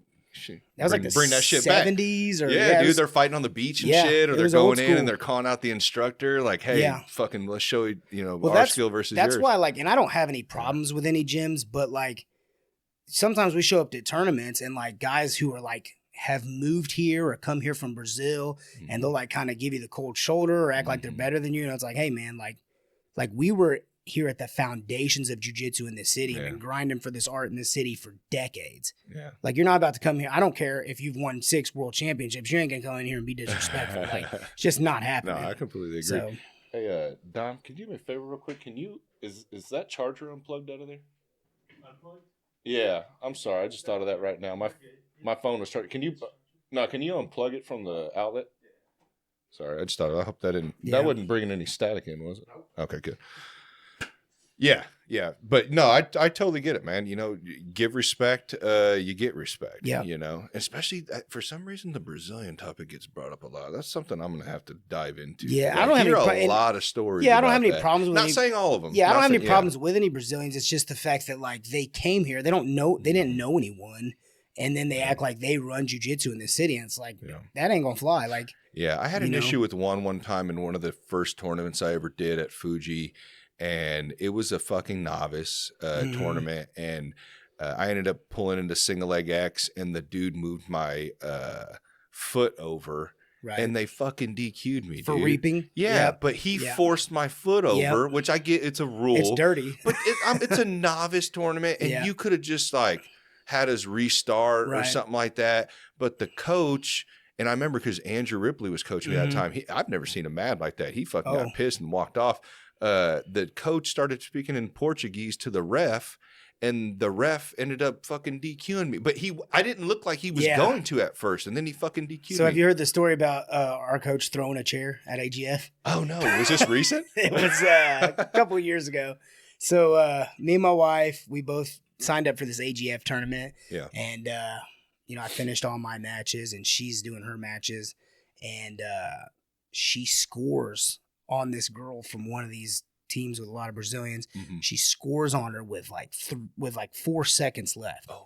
Passes the guard, settles. Mm-hmm. 4 seconds go by. They don't give my wife any points, and she was points, down. I think? Yeah, and she was down. So this was going to bring her to winning the match. Mm-hmm. So at AGF, you can challenge calls, which is one of the reasons I love AGF. It's like my favorite tournament ever. I like AGF a lot, yeah. And so you can challenge calls. So, you know, there was the challenge bag. They're looking at the video, and they're reviewing it. Well, this Brazilian ref on a mat next to us that wasn't even reffing this match starts speaking Portuguese to this girl's coach, and he's like, oh, yeah, nope. And so they were like, oh, we're not giving her points. And Devin grabs a chair, the coach's chair, and launches it. And he's like, oh, no, we ain't playing that. And it's like, yeah, it's like, we're not like, why are we like, I know most of these guys in town speak English. Right. So if we're having an issue and we're discussing this, like, let's all talk where we can understand. Oh, yeah. So there's not any little side deals going on. Oh, you know? I can attest, bro. Like, trust me, in the Mexican community, when the Spanish is going on, it's because they don't want you to know what the fuck they're saying, you know? So I totally agree with that, man. Like, they were probably, you know, doing some inside shit. Oh, like, yeah, 100%. Hey, we ain't giving them that 2 points. Just let it go. Ain't nobody going to do. But they had video. Yep. Well, they ended up giving her the points. Oh, okay. After, good. like, I mean, it was like 20 minutes. And there's like some of the refs and some of these other Brazilians are like, they're like staring us down. Like, it's crazy. Like, they're like staring us down and like one of the guys is shadow boxing, like staring at us. And I'm just like, what are we doing? And then I'm like, okay, what's going on? And then I look back and there's like our team, your guys' team. Oh, really? Like, cause I mean, like, we're all from Kansas City. Like, you guys are the outsiders, right? So like, good luck. And we're all just standing there. There's like probably 50 people just like, okay, yeah. Keep dope. On shadow boxing over there. Was that man, I competed at AGF 2024, I think. Last year. I think I competed last year. This was 2023 because I had just started the fight. Oh, okay. Yeah, I don't think I competed in 2023 there, but I did it in 2024. And man, it was so cool, dude. Kemper or Hy-Vee Arena, whatever it's called now. Like, still Kemper to me. I know. I always call it Kemper all the time, bro. But man, it was one of the coolest tournaments that I had been to. I haven't done IBJJF yet, which I'm not really a fan, especially cost wise and all the rules and shit. But AGF, bro, I had a hell of a time, dude. Yeah, I won that Challengers Trophy. That thing was fucking massive, dude. I won both Challenger divisions, so I got the gold one and the flat black one, which was yeah. See, it's hanging back there. I got the big rectangle one. Yeah. And before they switched it, I think now they're X's. They got something like lots of different kinds now. Because the last one we went to, they had like eagles and stuff. Because my son just double golded at AGF. Oh, really? A few weeks ago, yeah. And he got these eagle trophies. So. Oh, that's dope. Yeah. And they had to mail mine, dude. I didn't even think I was going to get it in the mail. Yeah, they ran out. I was like, fuck, man. Yeah, that's crazy. Dude, I swear to God, a month went by, bro. I'm like, I'm never getting that fucking. At least I got a picture with one. Yeah, I have a picture on the podium with it. That's about it. Yeah. The last one we went to a few weeks ago was kind of unorganized, but I think it was just a one-off thing because usually, I mean, AGF is usually super organized. Like the medals are cool. Oh yeah. The challenge. I mean, I like the rule set. A lot of people don't like the rule set, but I like if you pull guard in AGF now, they give the other person a point. Good. And I like that rule set, but it's just my favorite tournament. I've done 2 IBJJFs, and I probably don't like them because they didn't go my way because I had a guy that was 6'5" up at the Chicago Open. He pulled guard on me. I couldn't pass his guard. He got the ref's decision. So, I mean, it was that out one. Of what? Out of just an advantage? Yeah, I don't know if he was, because he was kind of active, which I was trying to pass. He was trying to throw submission. So there was no advantages. It was ref's decision. Mm-hmm. So, but yeah, and I'm just like, man, dude, I really wanted to be the guy that was 13 inches taller than me. But yeah. Yeah, no, I feel you. That's how it is when you're short and you're like, I was ultra heavy for a while, so like everyone's 6'4", 6'5". Oh, dude, I know the weight class because I'm only 5'10", and the weight class I'm in, it's always the 210 to 220, I think it is. So it's like a step down or 2 steps down maybe from the highest one. Yeah, I think there's only one above that, right? Yeah, ultra. So there's two. Because I competed at ultra at Fuji, and Jesus Christ, dude. The only reason I did it is because I didn't have enough people in my because I'm Masters 1. I didn't have enough people in my bracket, so I wanted to get some more rounds in. It was my first tournament. And I'm like, hey, can you guys like put me in another one? And they're like, well, you can only go up. And I was like, okay. So they put me in like they called it the advanced white belt, ultra heavy. and I didn't get submitted out of the 3 matches I had, but they fucked me up. Oh yeah, like they were big dudes, man, fucking just throwing me, laying Yeah. on me and shit, and I couldn't do shit. I actually liked ultra heavy, and only because I was faster than they were. Mm-hmm. Super heavy. So I think from like that's what I rely on. so a lot like is cardio. Medium heavy, heavy, super heavy, and ultra heavy. You got a lot of the same sized guys at different levels of athleticism. So like super heavy was cool. Those guys were kind of but heavy.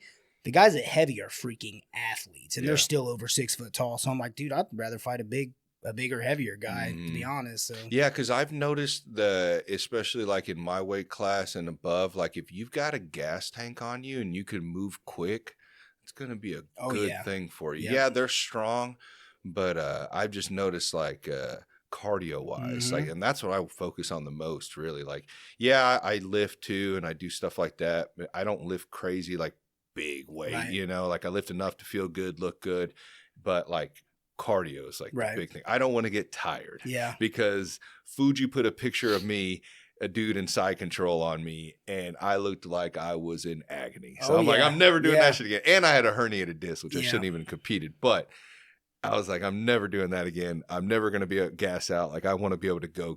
Right. So that's what I focus on the biggest now. Yeah, that's why I do so many rounds, like an open mat. I have a reputation for like being the last person on the mat. Oh yeah. And it's really because it's like, if I'm going to lose, it's not going to be because you mentally broke me. Right. Like, it's because you were better than me. Oh yeah. That's the only way I'm losing. And I've beat a lot of guys in tournaments that are better than me because I'm able to just take them to deep waters. Yeah. In order to do that, you got to fucking push yourself. Yeah. Yeah.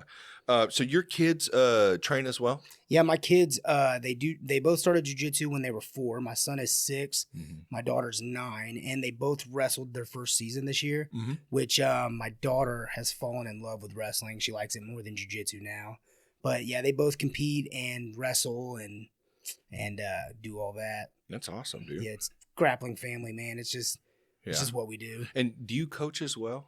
Yeah. You said you coach jiu-jitsu, but do you do wrestling as well? So I'm starting to coach. I coached them a couple times this year. I have my coach's card because there were some tournaments we did that other coaches didn't come to because we were the only ones that did them on our team. Yeah. And then during summer practices, I'm trying to learn more of the wrestling so I could coach more next year. But I mean, I was always in their corner and always, because I can communicate with them and give them jiu-jitsu terminology for what they need to be doing. Sometimes it helped them to get some stuff. And it's awesome seeing how well they did at wrestling for being first-year wrestlers too. Yeah, and I think that's good. How old are your kids? 6 and 9. Okay, so that's awesome, dude. Like that's and they like it. Oh yeah. My son, man, he was terrible. Like the first half of the season of wrestling, and then probably wanted to give up, and you gotta like push him to stay in. Yeah, so I got him.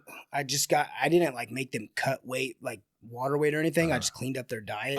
He went down from 50 pounds to 45 pounds and just started. I mean, he took second at state. He won this big trophy tournament in Odessa after that, and he was doing really good. My daughter, there's a rookie state for first-year wrestlers. She took first place in that.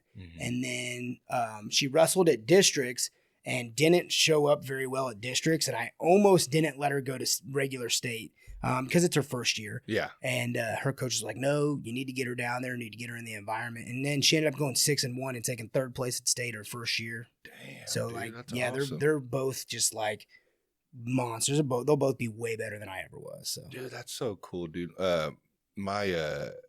My buddy's son, Adrian Aguirre, he comes by the gym every now and then to train, but he was a wrestler at Oak Park, and I used to watch his matches a lot. Me and his dad are very close, been best friends for a long time. I look at him as like a nephew, and super proud of that kid, man. Like, you know, he's wrestled for a long time. He started really young, man, and then just to see his progression in the man he's turned into because of wrestling, like a good kid, you know what I mean? He's not perfect, you know, he's still, you know, I think he's 18, 19 now. And you know, but I seen what wrestling did for him, and it's just amazing what it can do for people. And man, I wish I would have done it when I was a kid, man. I regret that shit. I don't think there's anything better for character development. I mean, it's just like, it's so hard. Yeah. And it's so personal being a one-on-one sport. Like, it just builds something in you. Like I don't know any wrestlers that are like not mentally tough, not able to overcome like things. You know? I mean, there's a few that may fall off, but like most wrestlers I know, not only that, they're just, a lot of them are smart guys. And like not like I have a really good friend who we wrestled together growing up, and he got a full ride, ended up coaching at Brown University, and then was the head coach at the Naval Academy, and now he like is some athletic director for the Naval Academy prep school. Like he's a smart dude, and it's from the lessons he learned in wrestling that he was able to just grind and put in the work.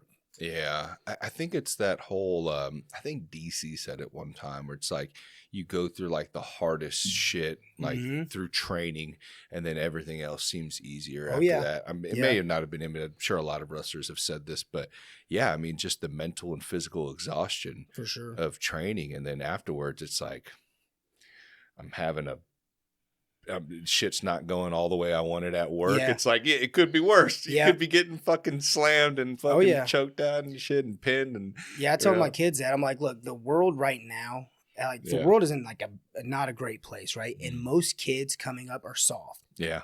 I'm like, you just have to be kind of tough mentally. Right. And you're going to win every job interview. You're going to win every competition. You're going to outperform people going into college. Like you're going to be good against everyone else because you put yourself, I put him in it, but you put yourself in hard situations right now. Mm-hmm. Yeah. And I don't know, we're seeing the sport of wrestling growing, right? You said you've seen it too. It's so huge. I have hope. I do see what you see too, the younger generation, and every generation, our generation went through it, that, you know, that it's always getting softer and softer. But man, I just try to look at the more optimistic side. Yeah. I know I have my times where I get down and I'm like, it's all fucked. Yeah. But like when I used to go to his matches at Oak Park, I mean, I'm seeing a whole women or a girls team, you know, and it's like, I don't remember that shit when I was in high school. Yeah. I think I'm hoping that's helping. And then I mean, I'm hopeful for certain things in our society. I think that we're going through some hard times now, which will help.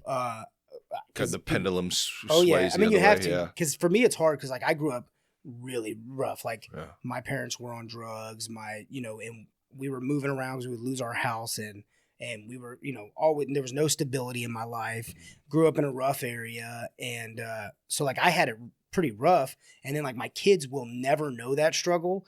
So like I have to find ways to intentionally make them struggle. More structured struggle. So that they don't think everything just comes easy. Right. So, I mean, you see it with rich people's kids, they like turn out terrible because they never had to struggle for anything. So when one thing goes wrong in their life, it wrecks their whole life. Yeah. What do you think kind of kept you on the narrow path, like the straight path? Nothing kept me on the straight path. I was out there, man. Really? Yeah. So just learning the hard way and then kind of getting your life together when you got a little older? Man, I was like probably right into 6th grade. I started like drinking and smoking weed and stuff. And then, I was like 14 years old. I started smoking meth.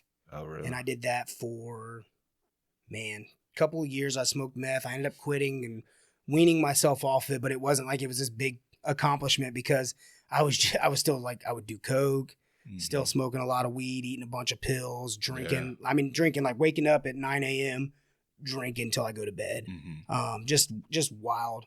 And then I joined the Army when I was 19. Oh, really? I think 19. 2000. No, I was 20. It was 2008. I joined the Army, went to basic training. 2010, I got deployed to Africa, and I was over there. We did a year-long deployment. Halfway through our deployment, we got to fly home for 2 weeks. Came home, I was drunk for 2 weeks straight. And I actually even did a jiu-jitsu tournament, like drunk from the night before. It was wild, just drunk for 2 weeks straight. And I was... Before I left, my dad's got his life together now, and he's in church and doing all things on the straight and narrow now. Before I left, he was like, "Hey, take your Bible that you had when you was a kid with you," and I'm like, whatever. Like, I don't want to hear you like lecture me about this Bible, so whatever, I'll take it. And I was on these flights. I had like 3 15-hour flights, and I was like, man, dude, life just doesn't feel right. It feels like there's no meaning, like there's no purpose to it. Like, I'm like, I hate the way I'm living. And I opened up my Bible and I'm reading, and literally I just opened up my Bible because I was bored. There was like all these long flights.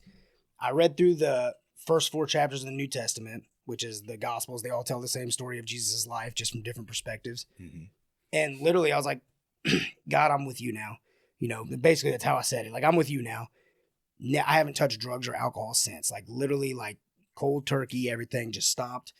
Never touched it again. And that's been 15 years now. So that's power of religion, man. Yeah, it's man. Crazy, isn't it? Yeah, I've seen so many people change their life. That's one thing that changed my perspective on religion, because I've always been in and out of it, you know, for a long time. Mm-hmm. And I've had my points to where I was like very, you know, you know, God's not real, fucking religious people are stupid, all this shit. Like, had my real low times. But then I started to notice, I'm like, I'm just being a bitter person, because there's bad, you know, in religion. Like, there's bad people, but there's a lot of good people, you know, and a lot of people that it's saved their life and changed. Like, what would have happened if you didn't have that Bible? You know 100%. What I mean? Like, you know, you may have been still doing the things you're doing to this day. 100%. And even me, man, I've been through the same thing, doing coke, you know, fucking taking bumps of meth and shit. Never smoked it, but I had a lot of buddies that ended up doing that shit. Yep. And I still got a buddy that's still dealing with this shit right now, you know, and it's been a long time you know, since he's been hooked on it. And it's like, I hope he's better now. I actually haven't checked up with him in a while, but because at some point it's like, you got to distance yourself. I got kids and stuff like that, man. Like, I can't, you know. Yep. Yeah. And it's, I've been through the drinking. I used to drink a lot, gained a lot of weight through my 20s, you know, and it just, I felt kind of how you felt, lost, miserable. Like, and I didn't have training at the time, but, you know, I wasn't training at the time. But when I found that, I feel like that, like, for a long time, I wasn't doing anything. And I was just kind of just like, putting myself into this dark hole of like poor me and like, you know, like I'm just gonna forget about it, just have fun and go party and stuff like that. And it's like, dude, I had a kid when I was 18. Like, I always made sure I was at work, working.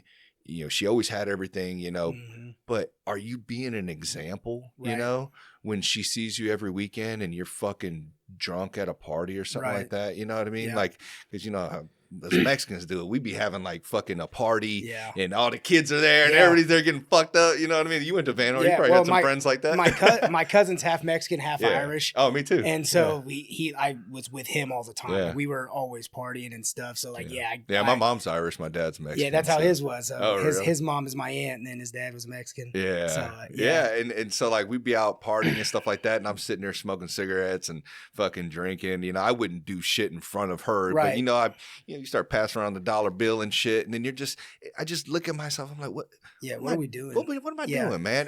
But it took so long. I mean, dude, I started drinking in middle school, not a lot, but you know, I'd have a beer in there, and then high school, it just that's when coke and fucking all that. Crazy. Yeah, and then when I got a little older, that's when meth and you know, the cigarettes. Cigarettes were the hardest to cut out, man, and just that repetitive cycle that you just keep doing the same thing, work, party, party. And it's like, what are we doing? Yeah. And you know what's funny? It's not like what people think when I say this story. It's just doom and gloom. It was normal. Right. Like, I had a normal family. We did things. We went to the park. We did all this shit. But then there was just these days, you know, Friday, Saturdays, or, you know, maybe Sundays, like, where it's like, what am I? Yeah, you can go have fun, but why do you have to get fucked up all the time? Right. You know, why do you have to stay out till 5 a.m? What are we doing? You know? Yeah, I also didn't like the feeling of like something having its teeth in me.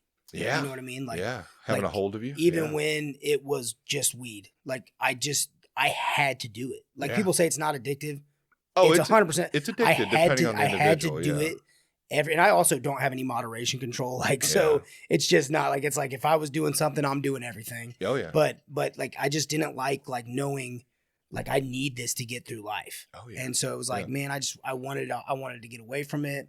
I wanted to just live better, man. I knew, so I didn't have kids yet. I knew that if I had kids at the point I was at, like, I would be a terrible dad. Yeah. And I was a terrible, like, me and my wife were just dating at the time. And when I was deployed and when I gave my life to God, and I was terrible to her. Like I wasn't good to her. Like it's a miracle that we're together. Yeah. Because I was not a good person to her. Yeah. And so like I just didn't want to be that guy anymore. And for me, like I sat back because I was deployed. I had all kinds of time when I wasn't like on shift doing stuff. Yeah. Like I was researching every religion. Like, hey man, because I'm like, if I'm gonna devote my life to something, like I'm gonna go all in, I gotta know. What it you know is, what I mean? yeah. And I gotta know this is the one. You know, and so I'm researching and I'm finding stuff and I'm diving into lots of stuff, man. And I'm like, man, if you start looking at like apologists and like the people who are like digging in, there's a guy named Wes Huff who was on. Yeah, I listened to that. Yeah. Man, like if you start digging in, you're like, man, like it's very difficult to prove Christianity is false. Mm-hmm. Where as opposed to other things, it's not Right. really, you know, but like not saying that I know everything and that I'm 100% like this is what it is. To me, it's 100% true. But I started realizing, man, it's hard to prove that it's false. Mm-hmm. And there's been guys that have set out to prove Christianity is false, Mm-hmm. and in that scope got converted. Yeah. Like Lee Strobel's one of them. He was like, his wife came to God and he was annoyed with it, and he was an atheist his whole life. So he's like, he was an investigative journalist. So he used those skills. He's like, I'm gonna prove freaking Christianity's wrong. And got freaking converted because the evidence was too overwhelming. Well, and the history behind it, like you mentioned that Mm-hmm. podcast, it's crazy Yeah, to it's hear insane. all the stories and all the evidence and, you know, all these crazy artifacts they found and all, you know, it's just, it's crazy, man. It's crazy, the whole backstory behind all that. And also too, man, you know, stop trying to literally find everything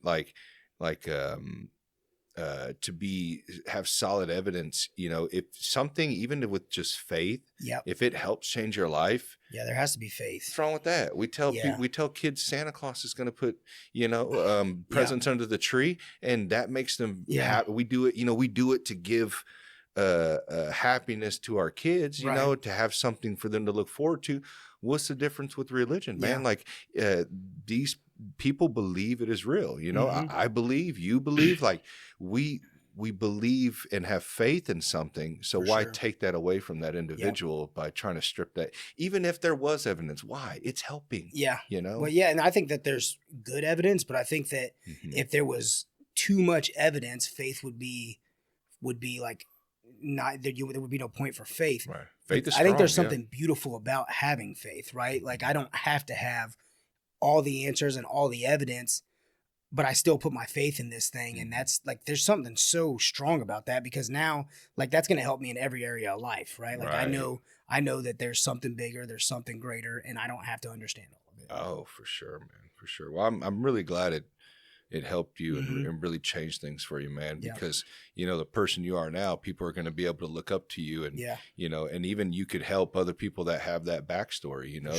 that think that there's no hope in sight. And really there is, man. You just got to change this, you know, and that's hard sometimes. You know, the area you came from, everybody around you is doing the same thing. It's hard to break out of that cycle and that mindset when you think it's normal. You know, I got buddies right now that I literally try, man, but it's like at some point they have to see it themselves. I mean, don't you agree? Like, and I think that it's important for people that have come out of that struggle to like go back and give back to these, because I grew up in Northeast, right? So like I tell people all the time, like I've owned a few businesses, I've sold a couple of them, and you know, and I'm very like driven to like be an entrepreneur and do different things. But like I didn't know until I was out of high school that I could just start a business. Like I had no idea that was an option. I didn't know anyone that had money because they had a good job. I knew people that had money because they sold drugs. Right. So like there is a barrier where like you don't know what you don't know. So I think it's important for people that have come out of the struggle to be able to go be an influence to people and not just turn their back on where they came from. And to be able to like, hey, there's a better way for you. Yeah, and that's where a lot of my buddies are from, is Northeast. And, you know, my wife was born down there, raised down there. And, you know, I have a lot of people I know from that area. I was fortunate enough. I grew up on the West Side for a small amount of my life. And luckily my mother and my father brought me up north, with the money that they were able to scrap up and be able to get us out of there because they seen the direction it was going. Yeah. And even in that community, and I would say that the Northeast is a lot worse than the West Side. Yeah, I mean, it's crazy because it's diverse. Yeah, there's now it is. Yeah. Oh, you're talking about Northeast? Northeast. Oh, yeah. It's crazy because it's diverse. Yeah. Like, you know what I mean? It's just. I mean, there's whole blocks of like Somali people, and then whole blocks of Asian people, and whole blocks of Mexicans, and then, there was barely any Italians left down there when I was living there. But like my dad's from Northeast, my grandma. I hear a lot of people. There was all Italians when my dad was growing up. So like it's a different community because it's so diverse, and that's I was talking to somebody who works at one of the school districts. They said that's why it's so violent at Northeast High School. Because these different community groups don't get along. I know. And I think they had like 63 countries represented just at their high school. Mm-hmm. I'm like, man, that's insane. I know, it's funny that doesn't get talked about a lot. Yeah, it's probably one of the most diverse areas in our city. No, but like just the violence between other minorities, it's like that never gets discussed. But I've seen it a lot, and especially me. I grew up in a minority, more around Mexicans, for sure. And I look white as fuck, because I'm half white, Right. And I mean, shit, you went to those schools, you get fucking picked on. For being the white boy. Yeah. So it's funny how things turn and nobody speaks of that though. Yeah. They're just like put up with it. But yeah, man, that's I'm glad to see that everything ended up, you're at where you're at now. I wanted to ask you something real quick though. I know we're gonna bounce back. When we're talking about coaching with your kids being in wrestling, they're also doing jiu-jitsu, you said as well. Yep. What do you think is best for kids if you had to pick? I think the best thing is to put them in wrestling in the winter and put them in jiu-jitsu on the rest of the time. Oh, yeah, because they have seasons. Kids, we have a few kids that do that at our gym. One, the wrestling helps with some of like my son would cry every jiu-jitsu class before he wrestled. Really? 100%. Now he comes in there and tunes up most of the kids he goes with. Nice. Like it helps with some of that mental toughness. Not saying jiu-jitsu can't do that. It can. It's just a different kind of pace. Yeah, it's a different pace. Jiu-jitsu, you only have so much time to teach the kids. Wrestling practices are 2 hours long. It's just a different thing. And then they complement each other so well, but I don't think there's any reason you should ever just know how to take somebody down and then not finish them. Right. Like if I take you down and I can just get you flat, that's cool, but I need to know how to choke you too. Yeah, that's one thing I see when I roll with the wrestlers. It's that when you pull guard, or let's say they take you down, you end up pulling guard on them. They don't really know what to do from there. Yep. Or if you get them flat, like I had one yesterday that tried to just sprawl out on me, and just lay out. And it's like, well, your arm's just out there, bro. I'm going to belly down armbar you right now. 100%. Like, stuff like that. So I could see definitely how beneficial that would be if they did wrestling and then do BJJ on the off season for sure. Yeah. And I mean, I've guillotined a lot of wrestlers. So. Oh yeah. They shoot on you. Oh, yeah. That guillotine's right there. That's my favorite submission. So like, I'm looking for it. So yeah. Rob Kimmons was teaching last night at our gym, and he was teaching guillotines last night. I guess that's his thing. He said too. And that dude, he's so cool, man. He was telling us some stories about he had some type of submit. I think he did like a standing guillotine and dropped him. I might get the story wrong, so I'm sorry if I say it wrong. But he ended up, I guess the dude went out and he dropped him, and then he's like dancing, and he said John Jones is in the back, and they were talking, and he was like something about telling him that was an awesome submission, but he's like, we're gonna work on your dancing. Yeah. And he was like, funny. Whatever John Jones says, I'll fucking do. I don't care. I think Rob actually reffed my first fight. Oh, did he? I think so. I'm pretty sure. Yeah. Oh yeah. Yeah. He's an old school guy too. Man. Yeah, he is, man. Yeah, he is. He's fun though, man. I like when he teaches, man. He teaches a lot of cool stuff, a lot of stand-up stuff too, man. I think stand-up's crucial. I think that needs to be taught a lot more, from the feet, you learn how to take people down. 100%, 100%. And I think that's the tide that'll change in jiu-jitsu. Like, if you can wrestle, I think that if we had some high-level wrestlers, look at the ones that are come over, like the girl who won the Olympics. She came over and did No-Gi Worlds and won the whole thing. Oh, really? At blue belt. But like, if you can wrestle, I think you can. I think it'll start swinging that way. Jiu-jitsu goes through these cycles. It'll start swinging the way of takedowns because so many people have relied on the guard pulling for so long. Something has to change to be able to adapt to the change. I understand, it can be scary to shoot on people. I mean, you just got to get over that. Yeah. You keep practicing. Yeah. I mean, dude, I got fucking stuffed yesterday. I tried to take a 450-pound power lifter down, try to shoot on him like an idiot. But, you got to go for it, man. I don't even shoot on a lot of people, though. Like, I do a lot of foot trips, a lot of throws. Oh, yeah, like, yeah. I mean, just knowing how to take people down. Sticky foot's one of my favorites because I can get guys when they're stepping on that foot and just catch it at the right time and just kick both feet. I've seen a lot and of I'll your do it videos, without even touching them sometimes. Just boop, just get I see that one you do where you kind of come up and almost like get them from behind the head and then kind of uchimata. Yeah, I'll do a head and arm throw. And I do that which is dangerous, and you should not do this unless you're good at it. Like I'll let them go double unders and launch them from there. But I also have my center of gravity is lower than anybody I'm training with. So I don't even have to get my hips to very much, but I do that one a lot. Like I like to throw people with that. Yeah. But yeah, I just like upper body take them. My knees are shot, so I'm not trying to shoot on people anymore. No, for sure. Well, shit, man. Dude, I wanted to ask you before we wrap this up. Is that your company? Yeah, Holy Roller. Yep, that's my company. Yeah, so I've seen your rash guards. They look dope, dude. Yeah, I like them. The whole premise of I got this tattoo years ago. It says Holy Roller on it, and it was just a tattoo I was getting. It was kind of so like back in the day when you were a Christian and you were like exuberant about your faith and excited about it, like you'd get made fun of. They'd call you a holy roller, like, oh, they're rolling around on the floor, blah blah blah. So like I'll take that like, I'm excited about it. I'm excited about everything, and I'm gonna express my faith, to the furthest extreme, whatever.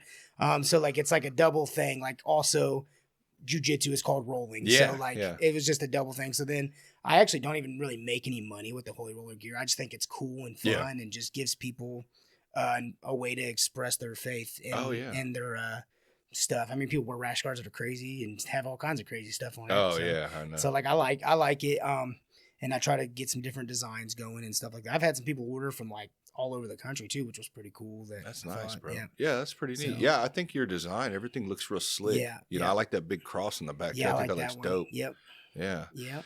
So, and also too, your real estate. So you just getting into that, or have you I'm been doing that? I'm getting back in. So I've had my real estate license since 2018. Okay.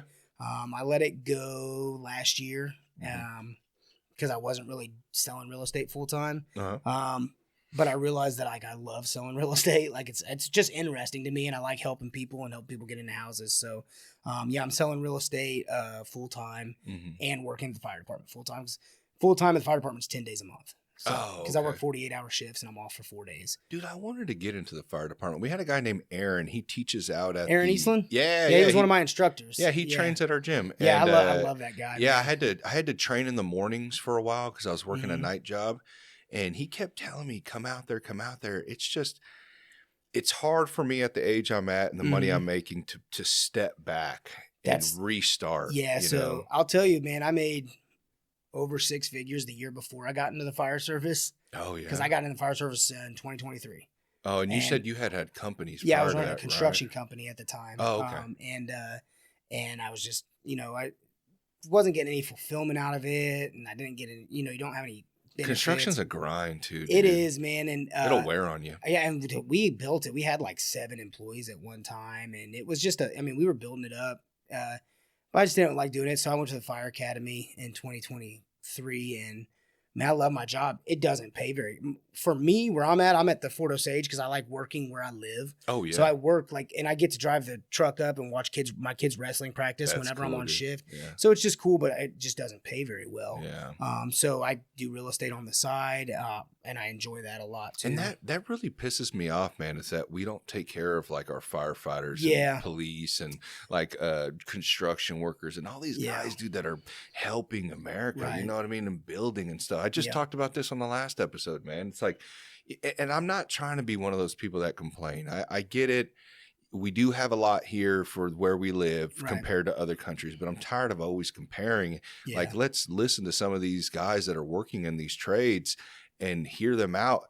A lot of them are hurting, man, Yeah. And then it's that whole live among your means. Well, that's subjective. Yeah. What does that even mean? You know, like, am I supposed to just eat beans and rice every day and tell my kids, well, we can't go on a vacation. I got to live among my means, I think there's something to be said for like living within your means too.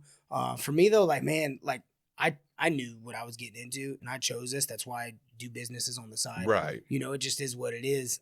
But I mean, some of these trade guys, there's some trade guys that don't make enough money because they're not. I'm not saying everybody. Yeah. It's because like I got a friend who's a plumber and he won't quit and go into the union. The union will pay him like 3 times what he's making. He's been a plumber for 17 years. Yeah. It's like, I don't want to go to the union. I'm like, yeah, people's but, philosophy on you know, the I mean, union's kind of odd. the electricians union and the sheet metal, which is the HVAC union, like those guys are making $50 an hour, Yeah. which is a good living. Yeah. You know, so like some of it is living within your means. For me, like I'm not going to play the victim. I wish I made more money.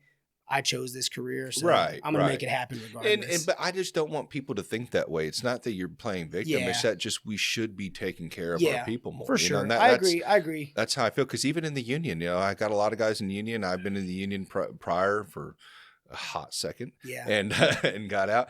But like what they start off on, some of the guys Yeah. that are getting the trades, I mean, you're talking $17, $20 Yeah. an hour or whatever it's at now. It's probably more now, Yeah. but it's still $25 is the new 15. Oh, yeah. Nowadays, Yeah. you know Well, what I mean? And I've listened to your shows, so like you're pretty libertarian. Yeah.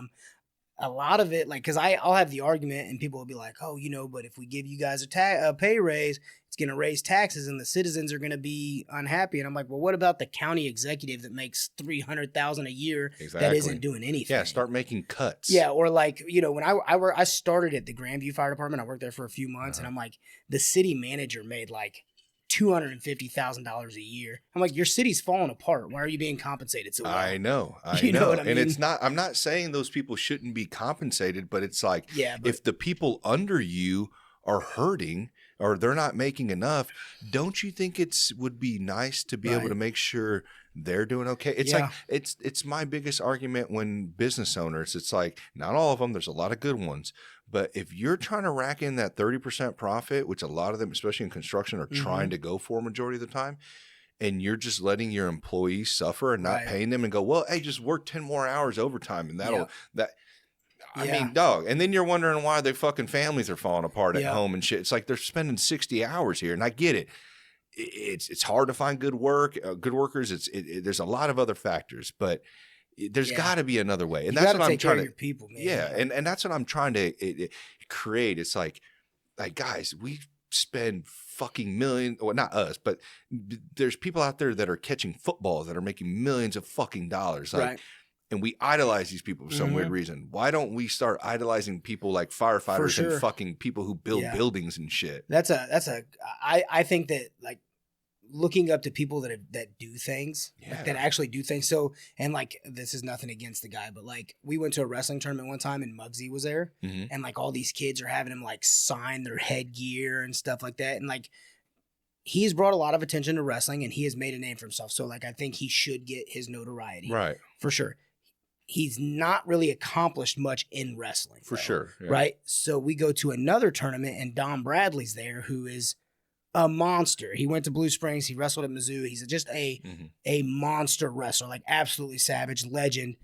Nobody wants a picture with him. I'm like, let's like look up to the right people. Right. You know what I right. mean? And Muggsy has built a business. He's the right person, right? Yeah. But if you're a wrestler too, why are you not looking up to this guy who's a Right. legit wrestler? Yeah, You know not what a I high mean? school wrestler. Yeah. Yeah. No, And so like I get don't have an issue with somebody being an influencer and building a personal brand. That's cool, and you can look up to them. But also like, there's people out here really doing stuff. Yeah, and I get it, and I get that that's not his fault, but you're right. It's Right. like why do people gravitate towards that and not this? And Yeah. I know that sounds probably stupid how that sounds, but like I don't know. It's like we follow flashy, loud, like those type of things. That's what becomes trendy. You know, like football, for instance, it's something almost unobtainable, so it's trending. Like, how many people can really play in the NFL? Really, not very many people. How many people can do what Muggsy's doing? Probably not many people. You know, with the way he does his content and how he structures his stuff. So we like gravitate towards that. But you could be that guy that's wrestling in college. Not saying you're going to be like that guy. Right. You know, he may be he's really fucking good. Yeah. But you can actually go into high school and go to college and go, you know, and wrestle, or you can go be a construction worker or a firefighter. You know what I mean? Like, why aren't we? I do think that personal branding is the currency of the future, right? I get it, right? I mean, even like guys in our field, like there's guys who are firefighters with like influencer pages. And, oh, really? And that is their way of building their business. And that's fine. I am okay with that. I just think that while looking up to that, if that's your goal, cool. Like if you want to be an influencer, cool. Start working on that now as a kid or whatever. But if you want to be a good wrestler, start looking up to good wrestlers. If you want to be a police officer, start, you know, looking up to police officers that are good police officers. You know, for sure. Anything like that. Like really look up to people who are actually doing things, not people that just look good on the internet. Yeah. And it's hard because kids are on their device. I mean, adults too, just on these devices all day. So, but I mean, it's like a whole world inside that phone. Oh yeah, so, it's crazy. No, I hate it and love it at the same time. I know, that's what I am, because I like what I do. I like this. I think you know, spreading these type of conversations, it's nice for other people to be able to hear it. You know, because how many people would have been able to hear this if me and you just had this conversation at a bar or whatever? You know what I mean? Like not very many people would. So it's nice to be able to send this out to possibly people in the area that, you know, been on the fence of starting jiu-jitsu, and now your story changed their mind for it, you know. But I don't know. Yeah. I mean, there's a good and a bad. It's a tool, you know. Yeah, I miss the 90s because I feel like that was like the perfect amount of technology. Oh, like nobody had a cell phone. Yeah, I was pretty young in the 90s, but you know, I still remember. But then like I also like the idea of like I can pull out this computer in my pocket and start a business in 5 minutes. Yeah. Like I like that too. Yeah. So or you can be like Dom. He's like a ghost in the world, man. He has an Instagram. He never checks. He never texts back. That's great. He leaves his read receipts on, so he lets you know that he read it but doesn't want to respond to you. That's hilarious. But okay. Chop. I appreciate you coming on, man. It's been fun. I do have one last question that I forgot to ask. This is from Luke as well, so don't think this was for me. He just typed me a bunch of random shit. That's so okay, funny. That's very Luke. Yeah. Just random shit. And I even asked him, "What does this mean?" And he didn't respond. Mm-hmm. He said, "Dragon family." That is the Kung Fu and Jeet Kune Do gym we started at. Oh, okay. Right? So we covered and that. So it was funny because like, I listen, I'm super grateful for that gym because that's where we got our start. Like there was a lot of we had some hard rounds in there and like it was great. But we used to get laughed at for that name. Really? Like we'd show up to tournaments and this is like, you know, elite BJJ and like, you know, and it's like Dragon Family Martial Arts Center. we're here to scrap. You guys were gonna come out with the fucking bandana on. So that's where we started. But I mean, it's crazy to think about, man, because coming from there and, you know, people kind of looked at us like a joke a little bit to being like, I think our gym has more major IBJJF titles than any other gym in the city. I could be wrong. I don't want to overstep. But I know Brooke has won, you know, Worlds twice, won Pans twice. Jeremy's won Worlds at multiple different belt levels. And all these people came out of the same. So no, but they're at our gym now. So to see like where we're at, like the proof is in the pudding, man. Like our gym attracts high performers, right? And so coming from Dragon Family it was literally like you would not know it was there. It was behind businesses on Nolan Road, tucked away in the back, and you could never know it was there unless you intentionally were looking for it. Yeah. And to where we're at now, and really like there's lots of high level guys coming out of our gym. Yeah, my buddy Robert, he just went over to you guys. He's a handful, dude. I trained with him, and my buddy Idris, who just started training with us. He's a 22-year-old kid, just started training, but super athletic. Those guys, I'll go multiple rounds with them, and then I'm wrecked for like 3 days. Dude. So they're just handfuls, I went against one of your guys. I think his name was John. He's purple belt. Oh, John submitted me 5 times in one round. I rolled with him at a live, dude. Yeah. And I went up to him. I'm such a cornball. I'm like, "What's up, man?" Because he asked me to roll. I was like, "What's up, dude?" He had the most serious look on his face. Yeah. He was not playing around. And I go, Oh, okay, let's do Oh this. yeah, no, that's But my boy, man. I like that intensity though. I do. Like, I can be a goofball sometimes, but if you want to bring it, let's go. You know what I mean? Like, I like that switch, you know, because sometimes it can be a little too playful with some people, and I need that check. Like, hey, let's fucking go. That's all we had, and like we're talking about Dragon Family, like it's all we had, man. We were a bunch of just white and blue belts and no real support. We had our black belt who would come in, but Kline lived out of town. So like he would come in and put us through these training camps that like would make you want to be dead instead of being there. But like all we had was like grittiness at first. And so that still carries on, but now we know technique too. So. Yeah. And then he just followed up with everyone's nicknames. I'm guessing you guys had nicknames in this Dragon family. Oh, yeah. We so that's did. where you got Chop. Or no, you think you got Chop when you were younger. Yeah, I was as a kid, but like Devin, they call him Pirate because he's blind in one eye. Oh, really? And that's Kline gave him that nickname. So that's where Parada Jiu-Jitsu, because that's pirate. Crazy. That's pirate in Portuguese. And then like I think my buddy Jared Tipton, who we don't see him a lot anymore, but he's a black belt. He's still really good. They called him Future Man because he was a kid and he's the future. So they called him Future Man. Future Man. And then Vava, of course, which I don't even know what that means, but Kline just called him Vava. So that's what we call him. So hell yeah, man. Hey, there ain't nothing wrong with a nickname. Yeah. You ain't even cool if you don't have a nickname, man. You ain't lying. Dom, you got a nickname? Domwa. Well, hey, Chop, I appreciate it, man. Is there anything you want to throw out there? Anything that you want to let anybody know? You got anything coming up or any new rash guards coming out? No, I mean, I'll be dropping a new rash guard here. And dropping any gis? I'm not dropping gis. It's just, it's more of a difficult logistical thing to get gis made. And I like no gi. I'm not, I wear the gi and I train in the gi. I'm here with you, Don. And you should train in the gi. Yeah. But I'm a no gi guy, so I just stick with rash guards and stuff. Yeah, the gi has grown on me. But, you know, coming out of 10 Planet, I like the no gi a lot. And then, you know, because they don't do any gi up there, but they always say you can bring it. Oh, but, But, you know, it's all no gi. But then when I went to Helion, I didn't like it in the beginning. I got tired of dudes hanging on me with that shit. And I'm like, what the fuck? But once you start learning how to break grips and shit and being more active with your hands and blocking and stuff like that. And, it definitely, I do like it. Yeah. Once a week. I like it. Yeah. So I'll be releasing some stuff. So that's my Instagram for that is Holy Roller Fightwear. Holy Roller Fightwear. I'll have it all. And then my website is holyrollerfw.com. And then other than that, man, just if anybody's looking to buy or sell some real estate, hit me up. Hell yeah, man. Yeah. Hey, and stay safe out there, man. You know, you're doing the firefighter thing. Oh yeah, I love it. All right, buddy. Well, I appreciate it, Chop. Thanks. Yep.